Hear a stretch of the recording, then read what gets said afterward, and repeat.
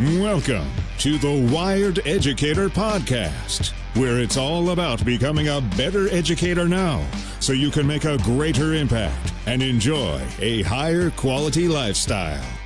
And now, your host, Kelly Croy. Hey, this is the Wired Educator Podcast, episode 255, and I'm excited tonight to interview a good friend and an awesome colleague, Joe Miller. Joe Miller is absolutely a teacher who continuously advocates for his students. I see it in person each and every day. I could tell you story after story about how Joe cares and goes the extra mile for every kid in our district. He has earned his bachelor's degree from the University of Dayton, and he moved down to Charlotte, North Carolina, where Joe became an excellent teacher there for 6 years. And then our school district, Port Clinton City Schools, Joe's hometown, right, Joe? That is your hometown? Close to it, Marblehead. Yep. Joe came back, and we're blessed to have him. He's just an incredible teacher. He makes me stand an inch taller. It's amazing. In his time in North Carolina, Joe knew his heart was in Ohio, and an opportunity came back to his hometown, and we were lucky enough to get him. He's a fabulous English teacher at our high school, where he's taught for over 15 years. He's an incredible coach, state champions. Everything he does is just excellent. Mr. Miller also serves as an advisor for a really important community in our school called Educators Rising. And I hope we have some time to talk about that. He's a head tennis coach. He continues to empower educators through his roles as the vice president of OHNNSTOY and event coordinator for the SEL and Mental Wellness Symposium in Port Clinton each year. And we're going to spend a good amount of time talking about that. And when Joe sent me his bio, I asked him for it. He forgot to include that he was a Final Four Teacher of the Year for the state of Ohio. And in my heart, in my mind, is and always will be the Teacher of the Year for the state of Ohio. Joe's incredible. And I just think that's so humbling that Joe just happened to forget about that amazing accolade. Mr. Miller believes strongly that growth begins at the end of one's comfort zone. So he routinely promotes productive discomfort, which I hope we can talk about, by asking his students to participate in poetry slams, classroom projects, and a series of TED-style talks called Red Talks. And I love going to those. Joe is absolutely amazing. Every time I get to have a conversation with Joe Miller, I'm a better person. Joe, welcome to the Wired Educator Podcast. Thank you, Kelly. Appreciate you having me on. All right. Joe was sort of a co-host. We had Pamela Broom on some episodes back, and Pamela was an inspiration to Joe, and someone that Joe holds very dear in his heart and as an exemplar educator. So that was fun. And Joe helps me think of new ideas and new people to communicate with. And right now, as I'm talking about Joe, I'm looking at photos of him fist bumping kids in the hallway and standing with kids that he's taught. And he's like buddies with the governor of the state of Ohio, which is a long story that I hope we get to. But I think that's so cool. One of my favorite memories of Joe was during our emergency remote learning, where we tried to do the best that we could. And we went to we did emergency remote learning, and Joe went to the home of all of his students. I think you delivered pizzas and things like that. You did some amazing things, Joe. That was just super cool. Yeah, it was that was a great experience. Yeah, I did a couple competitions. We did like a virtual poetry slam, and so delivered pizzas to the winner. But then a colleague, Becky Fork at the time, and I, we went around and we tried to hit as many seniors as we could at their houses or their workplace, and we coordinated with their parents, and it was honestly the coolest experience of my teaching career so far. Lots of tears, and it was a difficult time for the world and for education, and those kids who lost senior sports and prom and all the things that come with the end of a senior year. So that was certainly one of the coolest things from my teaching career so far. Yeah, it's amazing, and you're so humble. what I love about Joe is like it's never no. Like, Joe will find a way to make connections with kids, to make learning personal and fun and connecting. But he also has incredibly high standards in his classroom, and he also has incredible success. And there's so many things I admire about Joe, but like he's not an and or guy. It's never, oh, you get great test scores or you make connections with the kids. He's found a way to do both, and his heart is really in the roots of what education is about, which is about the lives of kids, about making kids feel special. He's going to share with us at some point one of his favorite books about moments, about making moments really special that really really helps me. So again, it's my pleasure to have Joe on. Joe, I want you to tell us. I did a little bit of your backstory, but man, how did you get into education? Like, when did you know that you wanted to be a teacher? And tell me about your journey to Port Clinton City Schools and top 4 in the state of Ohio as Teacher of the Year. Yeah.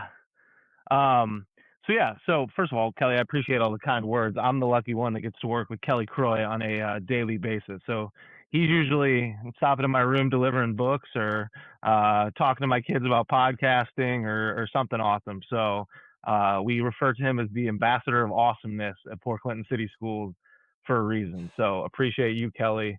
Thank you, You Joe. deserve everything, every award and compliment and everything that comes your way. You deserve. So Well, thank so I kind of always knew I wanted to be a teacher. I was into sports. I played a lot of tennis, basketball through middle school. But I always like to design like lessons and worksheets and stuff. As weird as that sounds, I just thought it was cool. you. Good. You were in control of learning. Like you could kind of figure out an angle. I'm an angle guy, so I minored in journalism in college, and I loved the challenge of being able to come up with an angle or a direction for something. And being a teacher allows you to do that on a daily basis. And I'm kind of in control of the narrative in my classroom. And I get to infuse a lot of the things that I love into my class every single day. And therefore I love it. That love comes off to my students who also love a lot of the things that I love now, which is awesome. So it was just something I always wanted to do. Now I'm from a family with a business background. Both my parents are real estate agents. My family owns some hotels in the Port Clinton area, and I've loved that. I love the customer service side of that. But just nothing compares to being an educator, and it's just something I have fallen in love with, and I couldn't imagine me doing anything else. Yeah, that's really cool. I also feel that love for education. I love all things education, and it really hurts me when someone doesn't, you know, see the awesomeness of their job, and I really kind of take that personally. And Joe is the guy. He stands at the door, greets his kids. He just knows them all, and just does great things. And it's like he wants nothing for it other than like them just having a great experience. And so he does have an entrepreneurial side in his life and also in his classroom. Like you definitely see that mix in there. Super smart. I just like great ideas. And Joe's really, I've always believed that teachers are the expert, but Joe's really kind of taught me that, like listen to our teachers first and foremost because they really know stuff. And I think that's been incredibly helpful to me. I try to be as good as listener as I can, but Joe always has patience with me and slows things down so I get it just right. Joe, like it's just fun to work with you, and I'd like to know like what are some of the responses of the kids like over the years. I know they've really appreciated your approach to education and to the point where you've inspired many to want to become educators themselves. I mean, yeah, that's the hope. I think you certainly don't you do it for the relationships. It's awesome to build relationships, and I think one of the pictures you were referencing earlier, it was a fist bump at the Jan Gluth caught that at the beginning of this school year, Yeah, and it was cool because I actually posted that on my personal Facebook, and a lot of the responses were my former students, which is always, I'm sure Kelly, how cool that is yeah, to see where they're like, oh, Mr. Yeah. Miller, da da da da da, and it's yeah, there it is. So I mean, that obviously that is a great feeling. Now you talked about inspiring kids to become educators. I'm so proud that we are the only Portland City Schools, the only district between Cleveland and Toledo, only non-vocational school that has a teacher academy. We have Educators Rising, we have a Foundations of Education course, and right now we have 14 students who want to become teachers, who have mentor teachers in our district, and are going to be heading to Columbus in March to compete in the Educators Rising competition. And I mean, that is something for a small town district that doesn't happen. And we want those students to know how great a profession this is. We want those students to apply to Port Clinton City Schools down the road. It's no secret there's a teacher shortage. There's no Right. secret that sometimes things are said about our profession that we don't like and we don't agree with. But what are we going to do about it? That's in our control. And I feel like we're doing something about it at Port Clinton. That's awesome. Um, I love that you do a great job with everything you do, and then you break it down and are like, "You know what'd make this even better?" It's like, I love that. It's like, "You know what'd be even cooler?" And, I love to dream with you. I love that kinda like, "Yeah, that would be super cool." I did not know that about our school district, about Educators Rising. Hmm. I think it's really cool. I had to put a bookmark right in there, like, how do you compete? Like, what does a competition of Educators Rising look like? Well, there's a bunch of them. So there's, this year Okay. we have students doing lesson planning, and then they have to actually teach the lesson and video it. And then they present to a panel of judges. We have students doing, they're writing their own children's books and then Oh, wow. like binding them, and then they will present, they'll dress up as their characters, they'll present. So there's all different kinds. But last year, I'm really proud. We had two students finish top 10 in the state of Ohio, and their presentation was called Inside Our Schools, and it was about two things we've implemented at Port Clinton High School: prime time and red time. So that would be Mhm. prime time being an intervention period, and red time being read every day, a designated reading period every day. So they presented that, got top 10 at the state level, which gets you to nationals. And then we went to Orlando last summer, had a Ah, great time, and they finished top 10 in the nation, which is awesome that's because incredible. honestly, I'll just be honest with you. It was our first time competing, so I'm kind of like, well, I'm just gonna like figure out what's going on here, try to try to see if I can help some students in the future. Yeah. But Nora Pixler, Sophia Demario, I mean, absolutely knocked it out of the park. Nora is a state officer for Ohio this year for Educator, one of 12 state officers in the Wow. entire state. So yeah, I mean, we're only 2 years in here with the Educators Rising at Port Clinton, but we're kind of full throttle ahead, hoping to Yeah. have even more success this year. Yeah. That's great. And just, like Joe is what he does and what he says. And so, like, it just makes perfect sense that he does our Educators Rising because he personally has so much love for education and he wants to share that down. I love it. It's no surprise that our school district has an SEL symposium led and organized and put together by Joe because that's his foundation. That's where he starts everything from. And I'm not even really sure how the first one came together. I know you had been talking with our leadership and with our fellow colleagues for quite a while about, social emotional learning, making connections with kids. I get to interview a lot of people for jobs with Mr. Atkins, our superintendent. And the right answer is build connections with kids when someone says, what are you going to focus on as a teacher? That's always the correct answer in an interview. But like, what happens after that?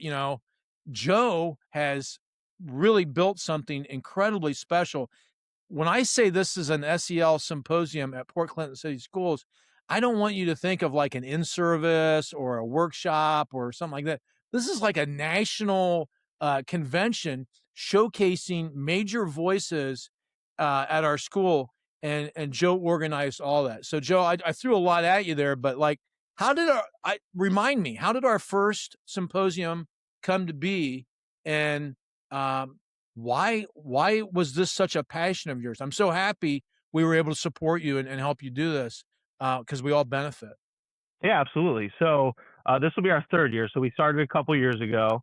Our school, our district especially post COVID, has had a big commitment to SEL. I think we faced a lot of the challenges that the many schools faced after COVID with attendance issues, with behavioral issues we weren't seeing before. And so again, the options are to just kind of stick with it or to do something about it. And I think the SEL was just the evolution of all the SEL work that we were doing. And we were seeking opportunities to learn to get better in the area of SEL. And we couldn't really find many great ones. We went to one good one in Columbus, and then we were like, Yeah. let's find some more and keep learning. And we just weren't really coming up with anything that we thought was great. And so we kind of had the idea, well, let's host it at Port Clinton High School. I was lucky enough to make some connections through the Teacher of the Year program with some great educators from across the state and people from across the state. And so those kind of served as the basis for our breakout speakers. Our first year we brought in a speaker named Megan Lawson for she's an author. I believe she's a Megan superintendent Lawson. now. Do you know if that's correct, Kelly? You cut out just a second there. Okay. I think you were saying we brought in Speaker Megan Lawson. Yeah, yeah. Is she? Do you know if she's a superintendent now? I believe she's an assistant superintendent now down in Southern Ohio in this near the Cincinnati area. Okay. I don't think she's superintendent, but I could be wrong. I'm sorry, Megan, if I'm wrong. I Yeah. apologize. So she was fantastic our first year, helped us have a successful first year. And then, like Kelly mentioned, we had breakout sessions with, Ohio Teachers of the Year and experts in mental health and wellness and all those different things. And it was great. Our staff always gets to see the keynote speaker in the morning, and then we have breakout speakers all throughout the day and building. The first year we did SEL activities with our kids throughout the building as well on the same day. It was quite the undertaking. And it's Yes. it's just turned out to be an awesome event, and it was something Brian Hughes, who's a superintendent now, helped us get it started. The first year he was incredibly helpful to me. I kind of learned a lot from him that I took on to the next one, and we rolled last year, and we're getting ready for the best one yet this upcoming year on March 20th. March 20th. So Yes. regardless of where you are in the world, in the country, book your plane ticket and come to Port Clinton City Schools. This is like, I'm just going to say it. I've been to a lot of conferences. This is amazing. The lineup that Joe has and the depth at which everybody speaks in their heart and the takeaways that you have. I'm 35 years in. I feel like a new kid on the block. This is great stuff, and we would love to have you. And I would love to say I even helped Joe, but like with Joe, it's like get out of the way. He just it's really amazing. So I think at best I support you. Tell me, like, what your hope was by having this SEL symposium, and then if you don't mind, just like this year's, if people are considering it, because I do think it's that great. Um, who are we going to see this year, and what do you hope that it does? Yeah, absolutely. So the goal, kind of the aim for the day, is that we can all learn from each other, collaborate with each other on what SEL looks like for students, for staff, because I still feel like that's a term that people don't really know. They know what it means, but they don't know what it looks like.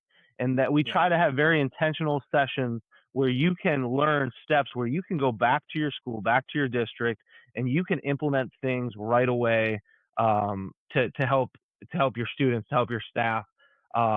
Easy implementable things. I think that's what you don't get with SEO very often. You get a lot of kind of big picture things. You get, it's emotions, it's things like this, and people don't really get specific direction. And let's be real, people want specific direction. How do we start this? How do we do this?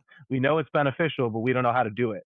And so that was kind of the goal of the conference, is to share those ideas and then for us to learn. I mean, I love the day just because a lot of times I can get everything kind of started and then kick back and just learn from some of the greatest people from around the state and around the country. So, Yeah. yeah. Yeah, and I think some points to really emphasize, to the listeners of the podcast. I don't know where you are with SEL, but it's like an area you can constantly study and get better at. Like you're never going to get a black belt and be like, I'm done. I learned everything that there is. some of the things I've learned is like, everybody, myself included, we've all experienced trauma at some level. And, what I may consider not to be not so traumatic of someone else is really not fair for me to measure that, because it might be the most traumatic thing that they've ever gone through, but to me seems something trivial.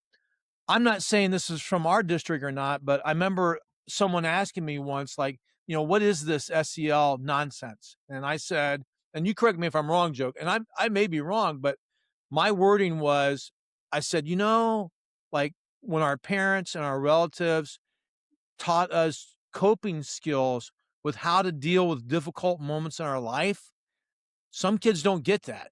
And that's what we're trying to empower teachers with the tools to help kids deal with difficult situations, not separate from learning, but part of the learning process, because I can't learn very well Hmm.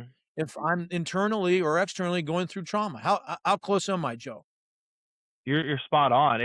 I always say it's this is what gets overlooked in education. It's the secret ingredient for academic success.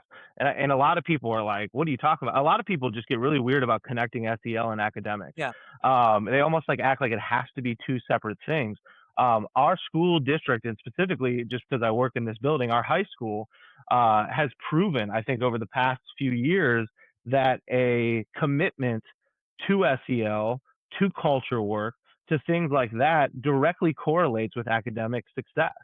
Yeah. So I mean, to me, it is the secret ingredient. You're right, Kelly. It is. It is learning empathy. It is relationship building. It's decision making. It's all these things that go into not only being a good student, but being a good person and a good citizen, and all these things that are so important. What the connection that people don't make is that citizen and that person part are so important to that student part. I mean, we Yeah. want well-rounded students because well-rounded students will also perform well Yeah. academically, and so I think it's the secret ingredient that a lot of people still miss. Yeah. And like wherever you're at, like go to what do you want? Like, you want academic success? It's SEL. You want good Yeah, attendance? It's SEL. SEL. If you want, if you want a positive culture, it's SEL. Like whatever is on the menu for your want, I really think this is the answer. You can't, you can't attend to everything. Joe has provided so much for us. You can't attend to everything. So I missed last year the student panel. And Oh, then it was the good. rest of the day, I just heard about how good the student panel was, and I like could kick myself. And then you hear another one. We had a gentleman from Perrysburg Schools, Dominic Helmstetter. He's been on the podcast. Hmm. Go look for that episode. And during that podcast, I asked Dominic, who's one of the most influential educators of your career? And Dominic's an excellent teacher. And Dominic said Scott Schulte, who happens to be a teacher in Oak Harbor, but wasn't at the time. And I said, wow. I said, I know him. Like, what was it in his classroom that really changed you? And Dominic said, oh, no, I was never in his class. Wow. My locker was outside of his classroom, and he interacted with me every day and made me feel valuable.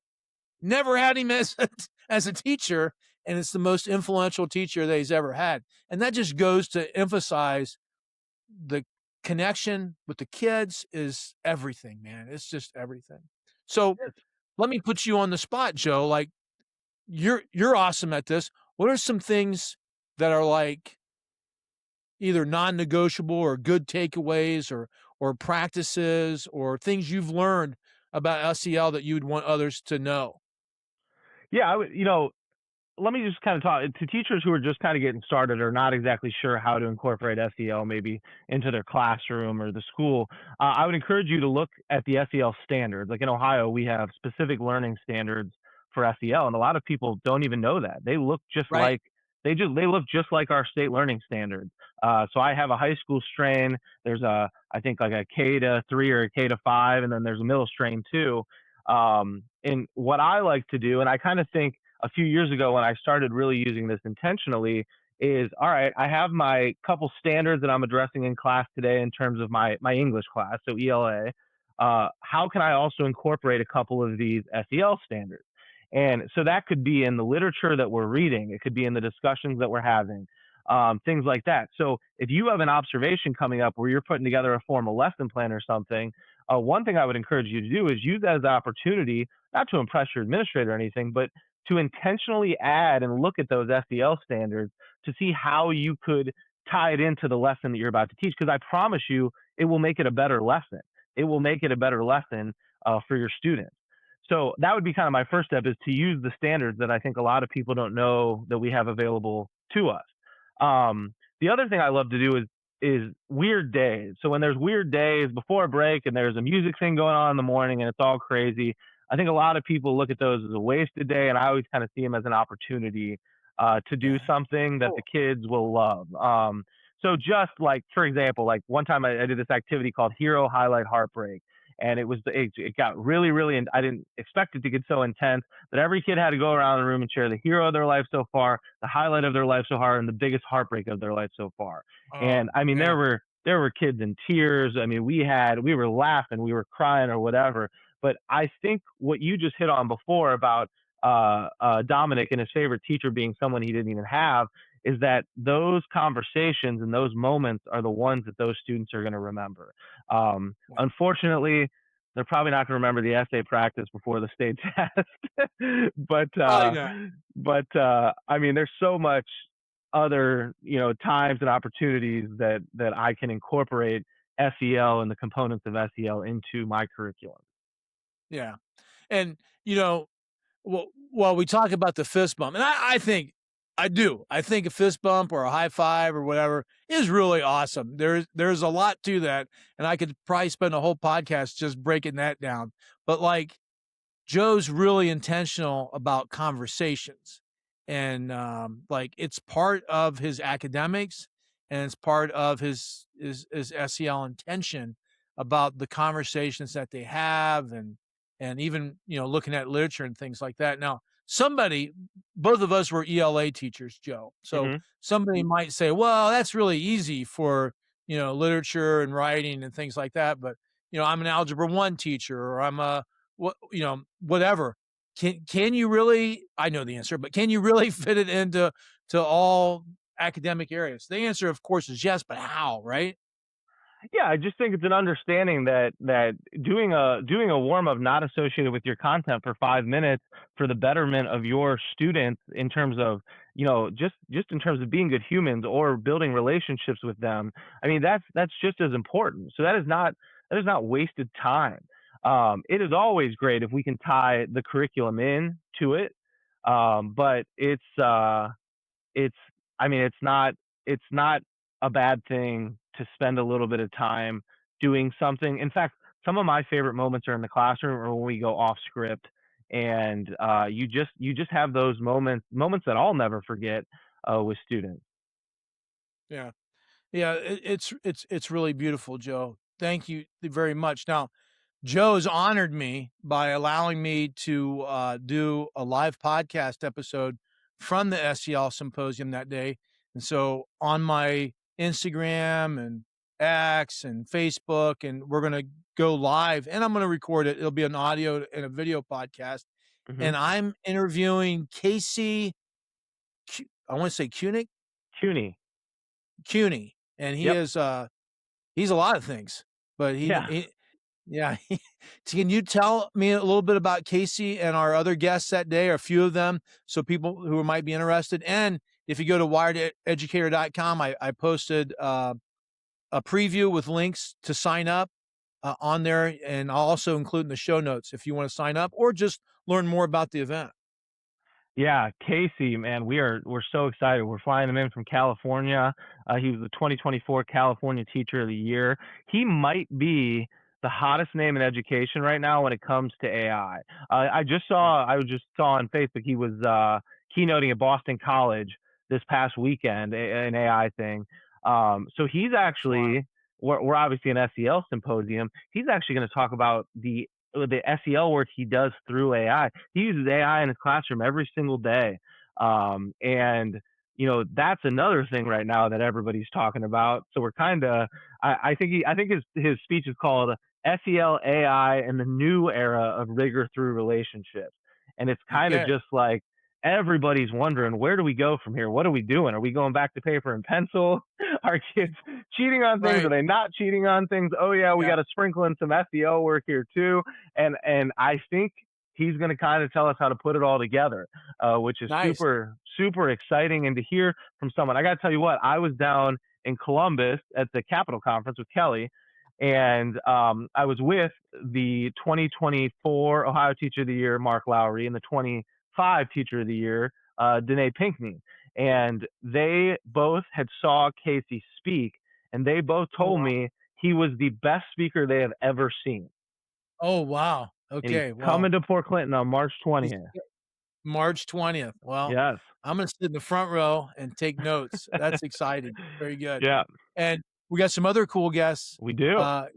coming in as well. I don't know if you want to share that, or we can just direct them to Port Clinton's website or the Wired Educator website or the show notes to this podcast, and you can hit a link and learn all about the day. Anything else you want to tell us about the SEL Symposium, Joe? Yeah, we got the 2022 National Teacher of the Year, Kurt Russell. We have a bunch of other Ohio Teachers of the Year. We have mental health experts. We have psychologists. We have counselors. We have school resource officers. We have so many sessions. And again, you can check them out on the school website. No matter what you're looking for your school, for your classroom, you're going to find sessions that are going to give you things that you can go back and do right away in your school, in your district. So March 20th, Port Clinton, we hope you'll join us. A lot of people have told me, a lot of people that have gone to this have told me it's their favorite day of the school year. Yeah. Yeah. It's a powerful day. I would say certainly last year, honestly, I laughed, I cried, I learned, I grew. Like, guarantee all those, all the Yeah. above.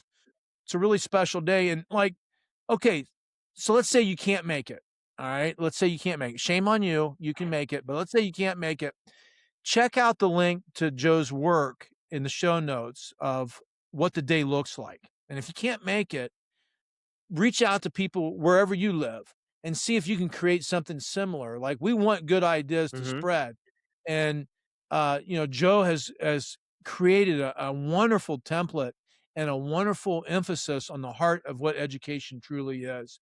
And Joe would love to answer your questions, I'm sure, because that's the kind of person that he is, and will help you get started in your area. But the best SEL symposium is and always will be at Port Clinton State Schools. You got it. That's great. That's great. Joe, I'd like to ask you a couple questions if you got the time. Like, I want to shift gears a little bit. Sure. So I know this could be a whole number of podcasts, but simply, where are you with AI, and what's working well in your classroom? I'm kind of in, I don't know, I'm not too fired up about it, which I feel like I'm the only person not like that right now. So I'm of the mindset that it is here. So I'm not going to complain about it. I'm going to find ways to use it for good. I have done things like I don't allow students to like take notes or something on their Chromebooks or things like that. I know there's a lot of talk about that right now. Again, if there's even colleges going back to, I guess, blue books, which I was not around for, but where you got to write with the paper and pencil. And so, I mean, there's a lot going on, and I think people are just kind of stressed out about it. But I mean, in my class today, my kids were doing a little kind of character sketch story where they created a character and then had to use like indirect characterization and flashbacks to tell me things about this character. And we put it into Google Gemini, and Google Gemini was delivering photos of these characters that the kids were freaking out. The kids were like, how is this so detailed? Whatever. I was like, because you wrote a great story. I mean, it's taking everything about your story. So that to me is something where the kids actually wrote their story, but then we're using AI to generate images. Because the one thing you always hear from high school kids is like, we have to draw this, I'm not artistic, and things like that. Well, now you can be very artistic using AI. And so that's like one way right now I've used it in my classroom. So I'm trying to find ways to use it for good and promote that to my students, because it's here and it's here to stay, and we're going to have to learn how to use it. Yeah.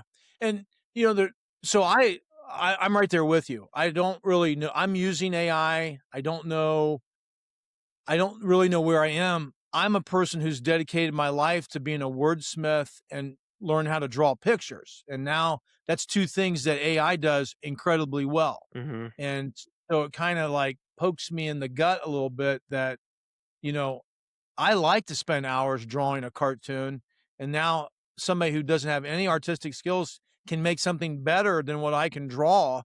But I I love the human creation part.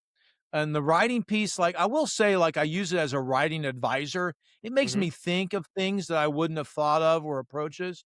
But, like, I used to have a slide in my presentations that I made it like a math problem. It said creation greater than, consumption. Yeah. And I think if I were to use that slide now, I would change it to personal creation is greater than consumption. Because Mhm. having AI spit something out and copy and paste it, I'm going to say it until I'm corrected, is anti-learning. It's like it it takes the student out of the challenge to learn and gives them an opportunity to just like deliver something else. I know that the secret is really in the instructional part of how to use it like Joe's talking about. So, we gotta take out the step where that part's possible, and I think that's where some pushes, from government and leadership is like, "Hey, we gotta learn AI." Don't disagree, but, like, it does present some unique challenges for education that we're not unprepared for. We don't really know what to do when, a math problem can be solved in 3 seconds, and if I was in school, I probably would have done it because it you how many times have you sat at the dinner table with a kid and been really frustrated with math, but Yeah. it's a temptation, it's a temptation, but It's and if I can interject for a second, I think yeah, yeah, to me, I'm almost looking at it as a reward. Like that picture they can create as a reward for the writing that they yes, did. I excellent, I used to teach a songwriting unit in my class, and it was great because they would write a song, and then some of them would work with music teachers at the school, and they would add in the music part to it. So it's yeah, essentially like writing poetry. But we back in a few years ago, my family owned a music venue. I walked my class to there, and of the 20 kids in the class, 14 of them performed their song on stage, which was cool. wow, It was such a cool day. Um, and I was thinking, I'm like, man, if I did that now, all we got to do is write the lyrics and they put it into an AI song generator. yeah, And so it sounds like a professional song that they put together. yeah, And I was having an interesting conversation with my dad, who is a songwriter, and he was like, yeah, and you put some, studio musician out of business because they're no right, longer needed. So there's so much right, give and take where I think like one person looks at it as, man, this is a lifesaver, and the other person is like, yeah, that takes away my life. And it's yeah, just you're this right, huge like give and take that we're just still trying to figure out. And I think the way yeah, that you figure it out is we don't overreact. We have those conversations of how we sit down. How do we use this for good? Are kids using this to just cheat, to copy, to put something out there? How do we stop that? How do we use it as a reward? How do we use it for good? And I think those are just the conversations we're going to have moving forward. yeah, I love that, and I'm gonna grab Joe's word, conversations, and so, like, at Port Clinton City Schools, I was talking with our superintendent and, Joe's principal and assistant principal today, and I was like, "That's really where we need to go." Like, we need to listen to the teachers, and we need to let the teachers talk with each other because that's really where we all are in the world with AI right now is, like, we're not saying no, or we're not saying go, we're saying we don't know, and we gotta learn and, make some mistakes and stuff. I Hmm. just I will admit I'm a little concerned about the casualties during this time because, there's some fundamentals that some kids need to learn that I hope aren't skipped for the easiest route, and that's the real concern. Yeah. All right, good. Well, maybe in relation to AI, maybe not, it doesn't sound like it. What is something that you have in your life, Joe, that's like, you would consider an unfair advantage in life because you have it? It could be a thing, it could be a philosophy, it could be something you learned or something you practice, but just like I feel like every successful person I've ever met has like something they feel is an unfair advantage to them? You know what I mean? Anything Yes, come to mind? This is one of my new questions I'm trying out. I think I have two. Can I give you two? Okay. Yeah, I yeah. Heck think yeah. that I, for my entire life, have had an incredibly supportive family, and a Yeah. lot of people don't have that. So, I mean, I just from mom and dad to brothers and sister, everybody. I mean, my other brother's an educator. It's my sister was an educator for a while. It's I think we just had an incredible childhood. I feel like all my siblings are best friends, and so I think it all just starts from an incredible family. So I was blessed to have that, and I think that is a big reason why I am who I am today. And so I That's think, cool. yeah, unfortunately, I think that is an unfair advantage sometimes because Yeah. as a teacher, we have a lot of instances where we have students that don't have that. So um, But you help with that in all you do, right? I I mean, hope that's, so. It's definitely some of yeah, the I know you do. motivation. Yeah, I know you And do. so the second one would be I really don't get stressed by the daily grind, if that makes any sense. I don't sweat the small stuff, and I'm using cliches here, but I and to be honest, you brought up a book earlier that I love, The Power of Moments, and Yeah, yeah. Let's hit that. so this I think I read it about 3 years ago now, and I think I've shared it with everybody I know. We just did a class book study with my future teachers, and at our SDL symposium this year, they're actually presenting some of the things that they love from the book. Um, but it's basically to me, if I was just to break it down to the simplest form, is there is a psychology behind creating moments for other people, and those moments are more important than the daily grind. And so I just feel like one big phrase they use in that book is break the script. And we come to school. I was talking with my students about it today. We come to school, you sit down, you take notes, you take the test, you go to the next class. You sit down, you take notes, you take the test, you go to the class. You sit down, you take notes, ask teacher to go to the bathroom, and they say no. You go to the next class. So it's just this like daily grind. And so one thing the book preaches is you got to break the script. You got to break the script. It can't be like that. And so I Yeah, can't do it every single day, but I try every single day to put one positive post out or email out. I kept it at one just because it makes it manageable. So I promote my yeah. school or my students or something on social media. I send a great email to a parent or a student or something like that. It sets the right tone for the day, and it's just something really easy to do. And then I always try to create a memorable moment for a group that I'm in charge of at least once a week, whether that be my tennis team, my class, my colleagues, whoever that may be. I'm trying to create a moment that they will never forget because I value that more than the daily grind. And what's crazy is since I started this a few years ago, is like there's been no drop off in terms of academic success or um, relationships or anything like that. In fact, everything has increased. So it's just I don't know. It's been a really valuable learning experience for me that kind of stemmed from reading that book. That's cool. Well, I promise you, I have not read it yet. I will have it read by the SEL symposium. It's my next read, and I'm really excited. I know Joe has been convincing others to read it as well, and they've Hmm. all spoken very highly of it as well. So I'll put a link to that in the show notes as well. Joe, I always like to give my guests the last word and take it for whatever you want, but like maybe I didn't hit something that you wanted to talk about. Maybe there's a message you'd like to share with the listeners. I'd like you to have the last word before we close out. I'm so honored to have you on here. Yeah, absolutely. Thank you, Kelly, for having me. And then everything Kelly has talked about me, I'm blessed to work in Port Clinton City School District with, our That's nice. superintendent Pat Atkins and principal Gary Steyer, and it's a yes district. So a lot of the things that are made possible are because they say yes, and they provide the support that is necessary to get those things done. So I appreciate that. Um, I don't know. I guess my final word would be there's a sign that hangs over my desk or right behind my desk actually, and it's a Latin phrase. I'm not going to say it in Latin, but it says "We learn for school, not for life." And I Right. intentionally have it there so every time I look towards my desk, I see it, and it's a reminder that yeah, I have the state tested course for English in my high school.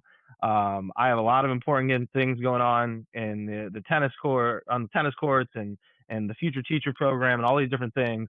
But in my classroom, we don't learn for school, we learn for life.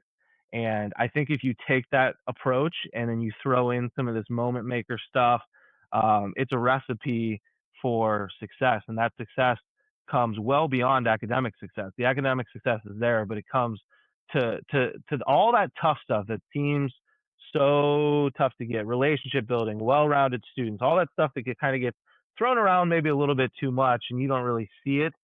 You can really see it if you kind of have that mentality going into each and every school day. Yeah. Thank you, Joe. You are a difference maker, and I hope there's never a day in your life or career that you ever doubt that. You make a difference not just in kids' lives, but colleagues as well. And it's an honor to work with you. And I'm so happy to promote and celebrate you on the Wired Educator podcast. Thank you, Joe. Thank you, Kelly.